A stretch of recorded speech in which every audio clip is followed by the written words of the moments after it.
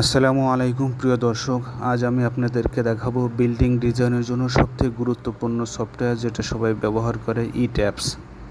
এই সফটওয়্যার ব্যবহার করে কিভাবে সহজে একটা বিল্ডিং ডিজাইন করতে পারা যায়। প্রথমে সফটওয়্যারটা ওপেন করব, তারপর নিউ মডেল এখানে ক্লিক করব। তারপর যে পেজটা আসবে বা ইন্টারফেস আসবে সেখান মডেল ইনিশিয়ালাইজেশন সেটা আমরা সেটিং করে নেব। তো এখানে 3 নম্বর যে অপশনটা আসছে, use built in setting with, এখানে একটা ক্লিক করব। তারপর ডিসপ্লে ইউনিট যেটা ফিটে আমাকে দেখাবে সেটা ইউএস কাস্টমারই রাখবো। তারপর বাংলাদেশের নাম যেহেতু নাই সেক্ষেত্রে region for default materials India রাখবো। স্টিল সেকশন ডাটাবেস এটাও ইন্ডিয়া রাখবো। Steel design code IS 800-2007, concrete design code ACI 31819 এটা রাখবো, পরে ওকে দেব। তারপর আমার কাছে যে পেজটা আসবে, নিউ মডেল কুইক টেমপ্লেট, এখানে যেটা সচরাচর সবাই ব্যবহার করে, কাস্টম গ্রিড স্পেসিং এখানে একটা ক্লিক করব। তারপর এডিট গ্রিড ডাটা এখানে ক্লিক করব। এবার display grid as a spacing এখানে একটা ক্লিক করব।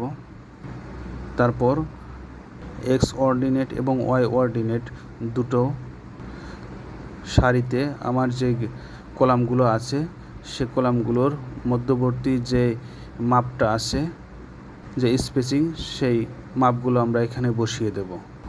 তারপর স্টোরি ডাইমেনশন এখানে আমরা সিম্পল স্টোরি ডাটা এখানে ইনপুট করব। নাম্বার অফ স্টোরি, কততলা বিল্ডিং করতে চাওয়া হচ্ছে, তো সেখানে আমি এখানে 3 তলা একটা বিল্ডিংয়ের ডিজাইন করতে চাচ্ছি। এজন্য টোটাল নিচেই একটা ফ্লোর থাকবে এবং উপরে 3টা মিলে 4টা। নাম্বার অফ স্টোরি 4 রাখবো। তারপর টিপিক্যাল স্টোরি হাইট, প্রত্যেকটা স্টোরির হাইট কত থাকবে, তো সেখানে সচরাচর 10 ফিট হয়, তাই 10 ফিট রাখবো। তারপর আমার প্লিন্থ লেভেলের নিচে যতটুকু থাকবে সেটা আমি এখানে লিখে দিচ্ছি। সেটা আমি 7 ফিট লিখলাম, যেটা আমার বটম স্টোরি হাইট। তারপর কাস্টম স্টোরি ডাটা এখানে একটা ক্লিক করব। তারপর এডিট স্টোরি ডাটা এখানে একটা ক্লিক করব।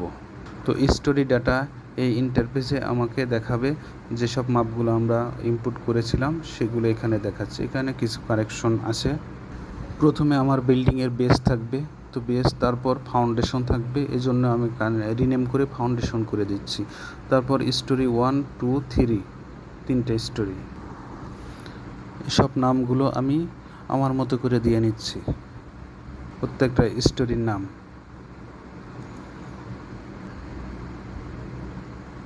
তো কোনটা মাস্টার স্টোরি রাখা হবে, তো সচরাচর দ্বিতীয় স্টোরিকে মাস্টার স্টোরি হিসেবে ব্যবহার করা হয়, তো সেটাকে আমি ইউজ করে দিলাম, আর বাকিগুলো নো থাকবে।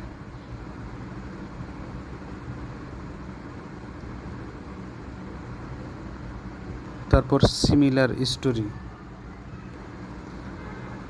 তো এই ক্ষেত্রে আমরা দ্বিতীয় স্টোরিকে সিমিলার টু রেখে দেব। তারপর স্টোরি কালার, এগুলো কালার আছে, এগুলো আমার কোনো প্রয়োজন নাই এই মুহূর্তে। এর পরবর্তীতে আমরা সবগুলো ঠিক আছে দেখে নিয়ে তারপর আমরা পরবর্তী ওকে অপশনে ক্লিক করব। অন্য যেসব সেটিংগুলো প্রয়োজন ছিল সেগুলো করা হয়ে গেছে।